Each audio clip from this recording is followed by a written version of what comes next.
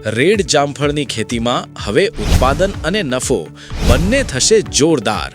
Shayona Biotech દ્વારા નિર્મિત red જામફળના tissue culture રોપાની ખાસ વેરાયટી રેડ ડાયમંડ 1. તો હવે જાણીએ રેડ ડાયમંડ 1 વેરાયટીની ખાસિયતો. લંબગોળ આકારના ફળ, મબલક ઉત્પાદનની ક્ષમતા, રોપણીના બીજા જ વર્ષથી ઉત્પાદનની શરૂઆત, એક જામફળનું સરેરાશ 300 થી 700 ગ્રામ સુધી વજન, સ્વાદમાં મીઠાશ વધારે અને બીજની સંખ્યા ખૂબ જ ઓછી, ફળ ઉતાર્યા પછી 10 થી 15 દિવસની ટકાઉ ક્ષમતા હોવાથી નિકાસ તેમજ ટ્રાન્સપોર્ટેશન માટે અનુકૂળ. રેડ ડાયમંડ 1 વેરાયટી ખેડૂતોમાં અન્ય અલગ અલગ નામોથી પણ લોકપ્રિય છે. ખેડૂત મિત્રો, હવે સમજીએ કે કેમ તમારે ટિશ્યુ કલ્ચર પ્લાન્ટ જ વાવવા જોઈએ અને ટિશ્યુ કલ્ચર પ્લાન્ટ અને ગ્રાફ્ટેડ પ્લાન્ટ વચ્ચે શું ફરક છે. ટિશ્યુ કલ્ચરમાં સંપૂર્ણ રીતે મધર પ્લાન્ટ હોય છે. આથી કોઈ કારણોસર છોડનો અમુક ભાગ તૂટી જાય, સુકાઈ જાય તો પણ આખા છોડના ગુણધર્મો મધર પ્લાન્ટના જ રહે છે.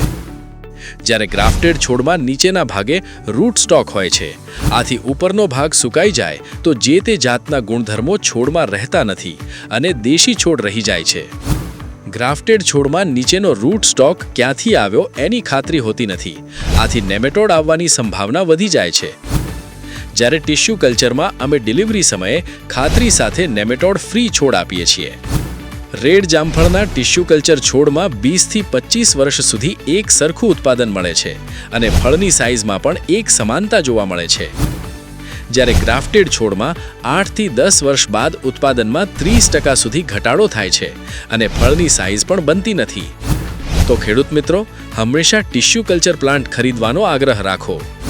આ માટે તમે શાયોના બાયોટેકની ટિશ્યુ કલ્ચર લેબોરેટરીની પણ મુલાકાત લઈ શકો છો.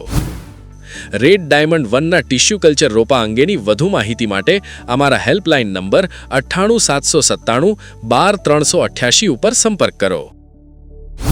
Shayona Biotech private limited.